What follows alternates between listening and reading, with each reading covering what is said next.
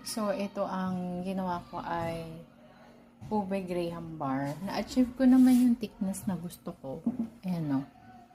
3 liters itong lagayan na to. Medyo nag-alanganin ako nung una kasi ito ang ginamit ko and noong ibinuhos ko siya, medyo watery pa siya. So, dalawang ganito at saka itong angel creme densada. So, ito nilagay ko sa freezer. Tsaka ito. Nung binuksan ko ito, ang texture nito parang siyang ice cream. So, maganda na yung texture niya. Ito lang dalawa ang nag-alanganin ako kasi nga medyo watery pa siya.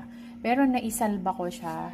Ang ginawa ko, habang nagbi-beat ako, by the way, dito ako nag-beat sa glass na bowl. Tapos, ito namang stainless na bowl, nilagyan ko ng yellow. And then, lagay ko sa taas yung glass bowl.